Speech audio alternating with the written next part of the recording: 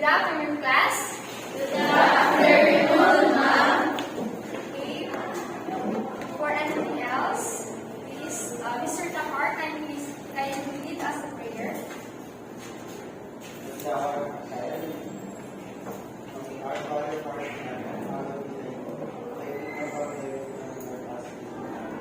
Give us this day our daily bread, and forgive us our sins, as we forgive those who sin against us. But bring us into temptation.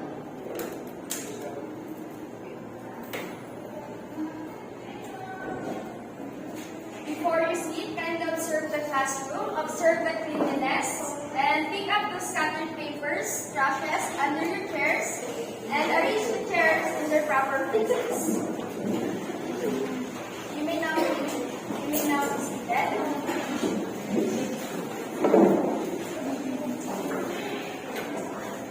Lisa Central, is there anyone who is absent today? None. Okay, thank you. I am Elizabeth Valgue, but you can call me Teacher Ali, and I will be your English teacher for today. So, before we start our lesson, let us first have a game. Are you familiar with the game Who Wants to Be a Millionaire? Yes, ma'am. Okay, very good. But before we play the game, let me first read our mechanics. So, our mechanics, you will be divided into groups. I will provide a marker and a board. Write a letter of the correct answer. You got only 10 seconds to answer every question. The group who got the high score will get a point. So, this will be the group 1, the group 2, and your marker, and your marker. Are you ready to play our game? Yes, ma'am. Okay, let's proceed to our first question. So, this round is worth 50,000 pesos. Which model would you use? You put the same shoe in every foot by Fabricius Cyrus. A couldn't, B cannot, C shouldn't, B wouldn't. I repeat. You plan put the same shoe in every foot by Publius Cyrus. Your 10 seconds starts now.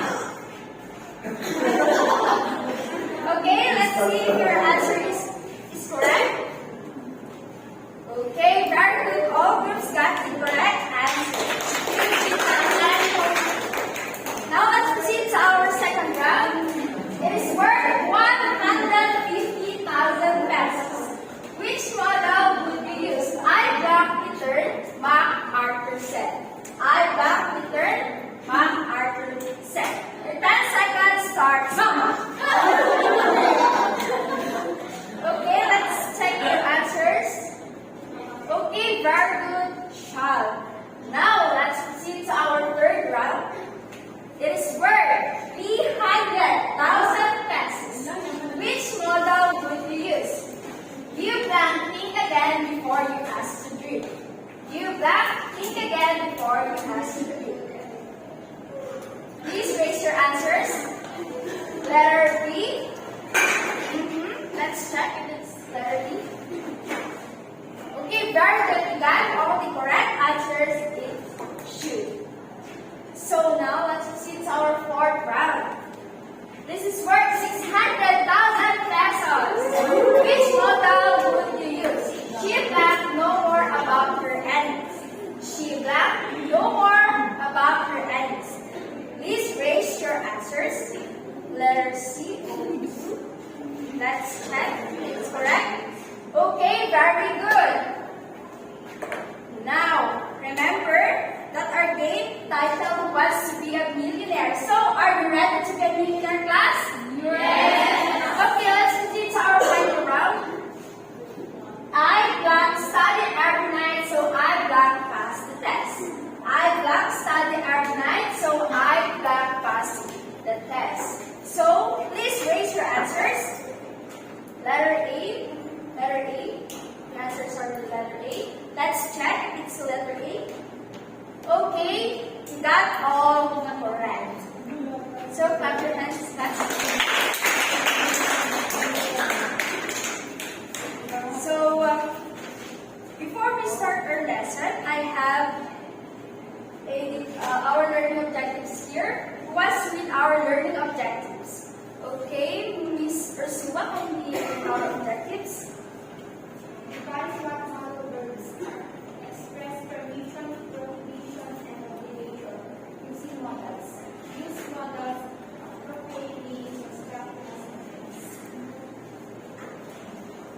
Okay, thank you, Mr. Suwa.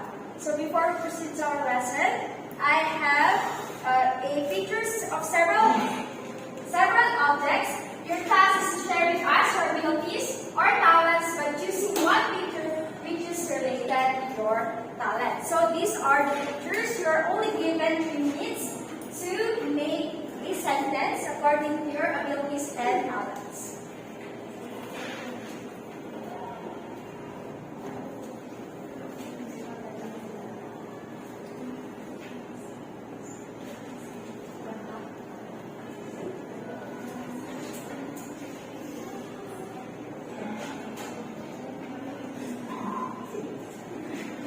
Are you done, class?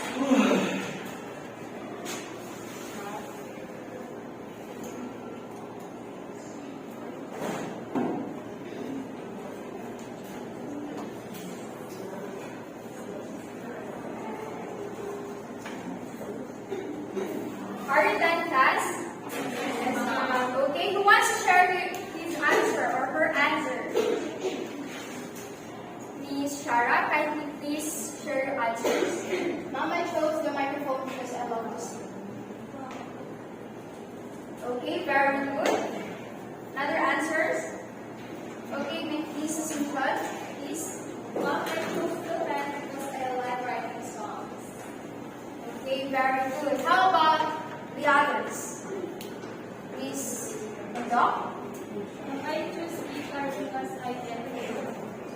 Okay, very good. How about Mr. Nehar? I chose the color palette because I can.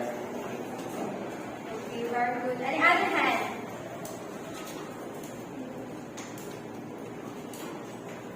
Miss Donato? Mom, I chose the paper and pen because I can write stories and other literary texts. Okay, very good. So, based on what you have shared, what word is dominant in your answers? Anyone? Okay, Miss Shara? Mom, I can. Okay, very good. What does it denote? It denotes what? Ability. Okay, very good. Which word between I and can denotes ability? Yes. Okay, very good. What part of speech is it? It's a verb. What kind of verb? How about Very good. How verb? Modal verb. So, what do you know about modal verbs? Anyone?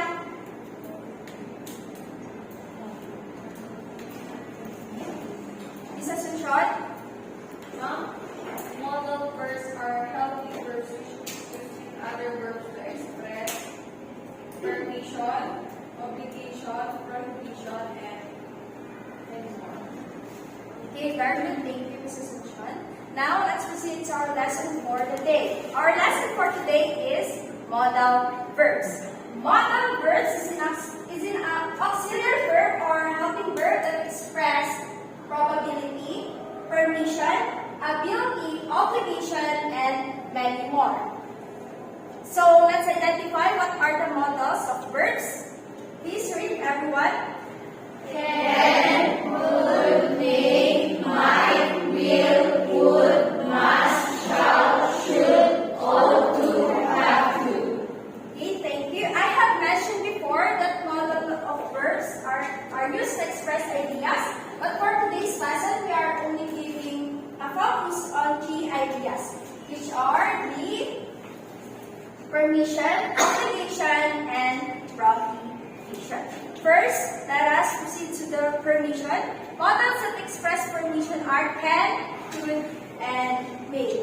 We use can to ask or give permission. For example, can I ask a question, please? In our sentence, example number 1, it is asking for a permission. However, in our sentence, example number 2, yes, you can ask a question. It is giving a permission. Okay, take note that you can use can to ask or give permission.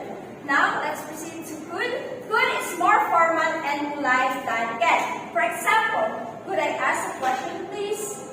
Could I ask for a glass of water, please? Remember, we use could if we want to sound more formal and polite. next, may. May is another more formal and polite way of asking for permission. Example, may I ask a question please? May I go home now? So we use may to be more formal and polite in asking for a permission. So let's try. So I have here a scenario. You want to ask permission to borrow this pen, and how will you say it? Anyone? Miss Daganay? Can I borrow your pen? Very good. Other one? Miss Ferrer? May I borrow your pen? Okay, thank you. Other one? Mr. Mendoza? Could I borrow your pen? Okay, very good. And then we can also say by answering what? Yes, you may. Yes, you could. Yes, you can. So, next.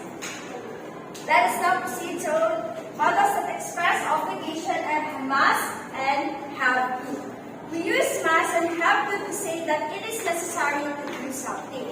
For example, anyone? Please read our example.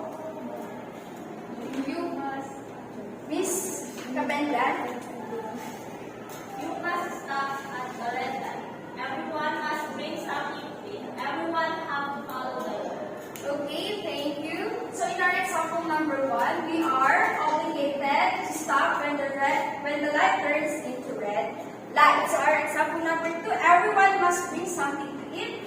It is also an obligation that we must bring something to eat.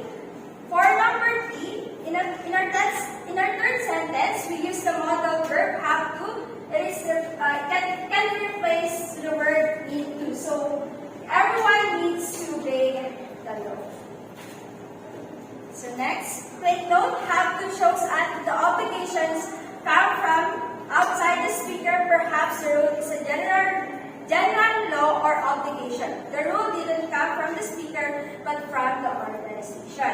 So for this example, we have our you must stop at the red light. So this example it is not came from the speaker but from the organization because I didn't implement the law. So next is the must. The authority for the obligation comes from the person who is speaking, must express a strong obligation or necessity.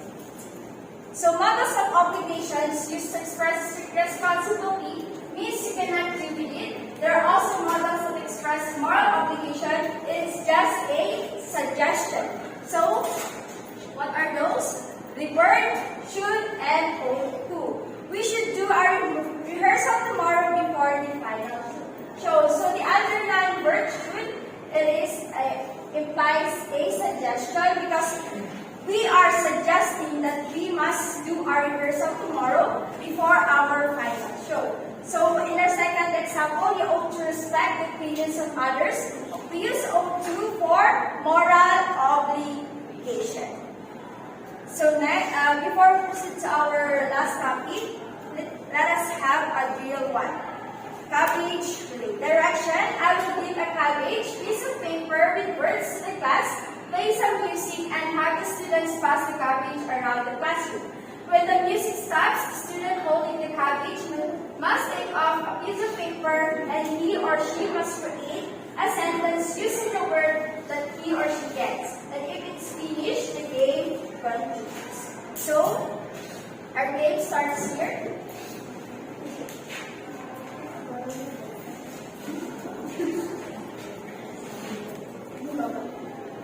So let's start.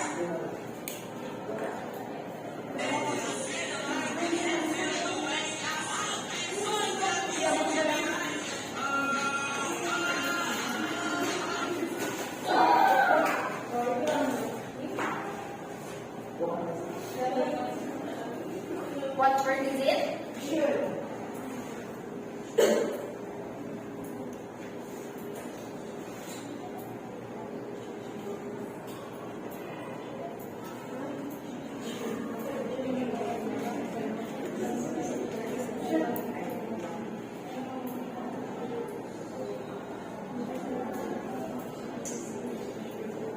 Just right. I think you should go. Thank you. Let's continue.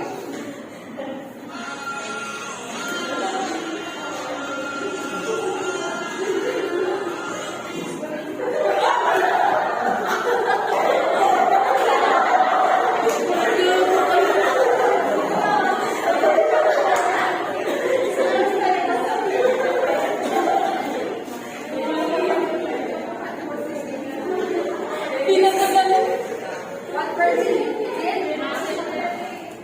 Please stand up and give us the sentence.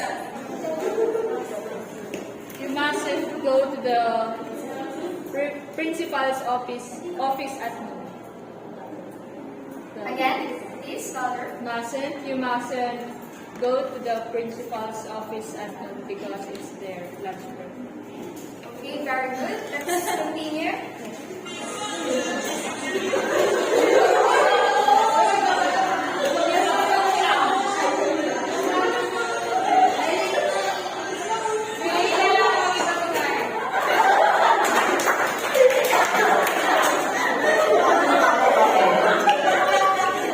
What word is?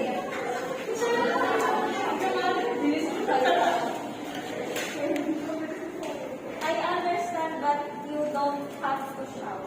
Okay, very good. Let's continue. Please do not throw the ball. Just pass it. Let's pass it on. Just pass it down. Don't throw. Pabalik mo daw ng aslan. Original pass mo lang dito. Bigyan na lang.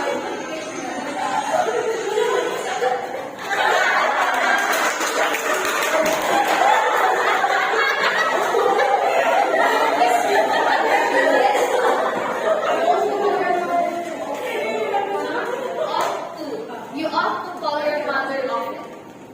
Okay, very good. Let's continue. Please pass the cabbage to the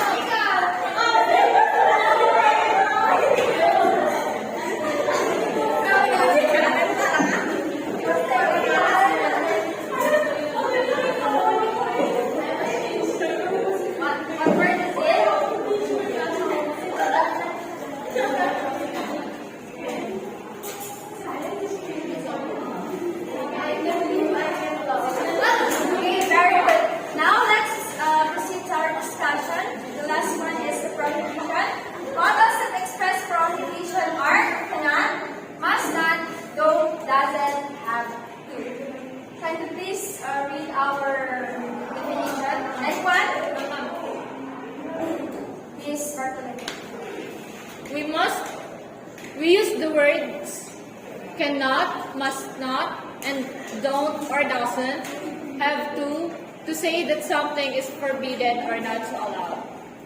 Okay, thank you. So, for example, you cannot use your phone while taking the examination. So, you not use your phone. You are not allowed to use your phone. Or you are prohibited to use your phone during the examination. You must not tell anyone about my secrets. So, I forbid you to tell anyone. Don't tell anyone, or I am not allowing you to share my secrets to anyone. So, who wants to give an example of that? Anyone? Please join me. I cannot do this anymore. Thank you.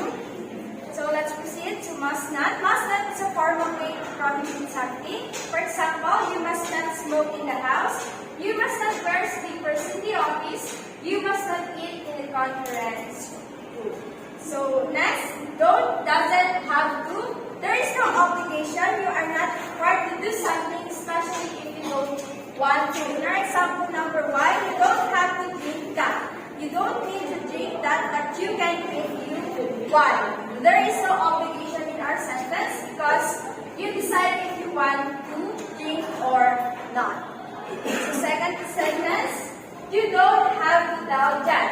So you can tell that if you want, but you want to, but it is not necessary. So number 3, she doesn't have to come.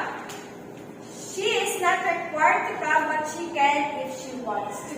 Take note, we use to when the subject is represented by the pronouns I, you, they, and we. We use does when the subject represents the pronoun he, she, or it. Do you understand, class? Any clarifications?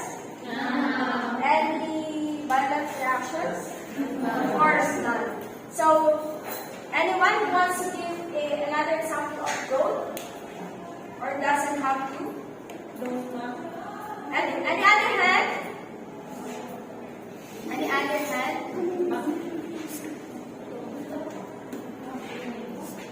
Okay.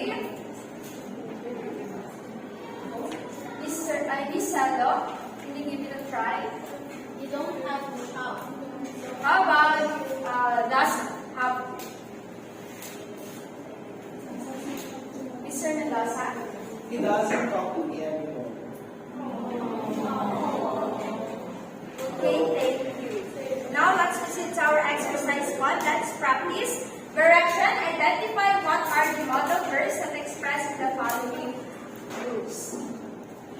I will give you a 1 minute to answer the question or each. This exercise 1, right?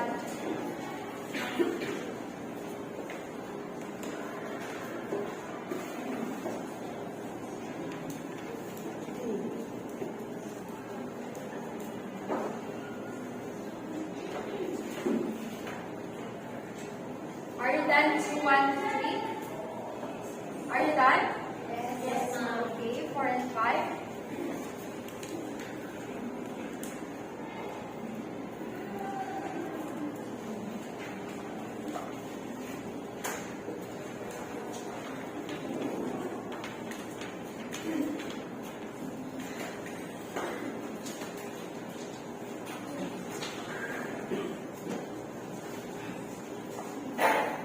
Are you done?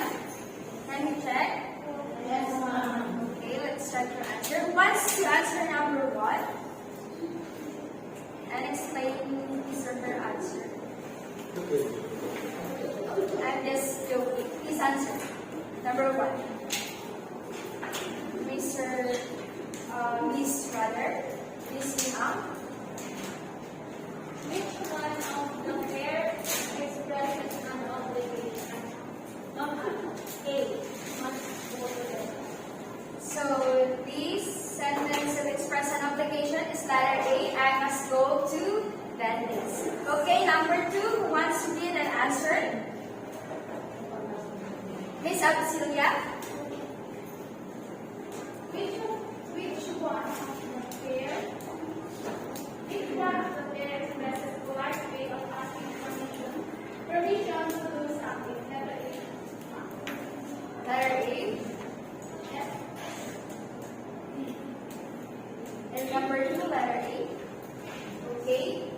one of the parents expresses polite way of asking permission to do something? Should we go home now? Let me do the letter A. So in our question number 2, what we can choose the letter B. It is also a model that express polite way of asking permission. It is more polite. Because it is more polite. Okay, very good. So in our question number 3, who wants to read and answer? Miss Peralta? Which one of the pair expresses more formal and polite way of saying someone has permission? Mom, student speak out. We answer students may travel B because may is more Formal and polite. okay, very good. So in our number 4, Miss Tabla, Which one of the pair expresses a stronger connection? Mom letter B. You must not leave the house because must not expresses stronger connotation. okay, very good, thank you. How about our last question, number 5? What's read and answer? Any other hand? I want to see any other hand. How about Miss Baltasar?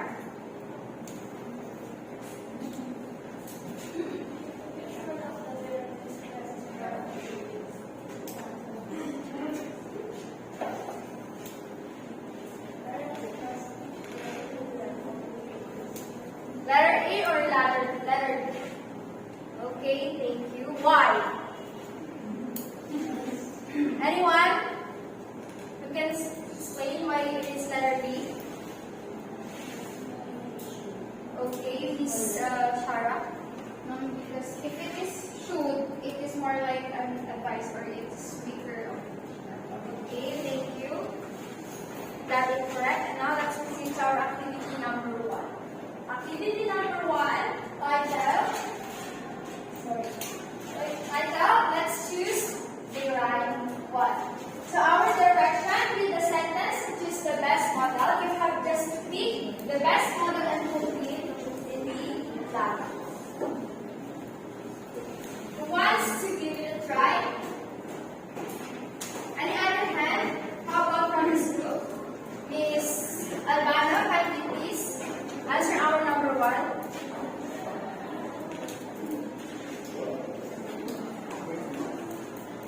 Number 2. What's your name? Correct. Okay, Miss Iwan. No, just speak. Here.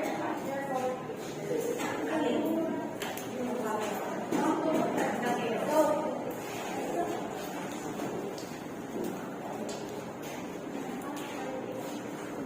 Number 3, Miss Kapla.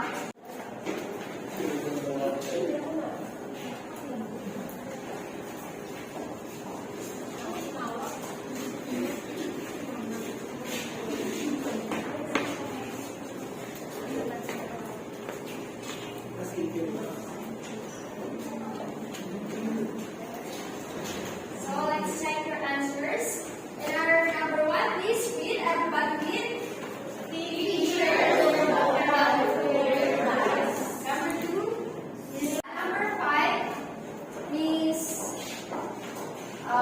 Bondo.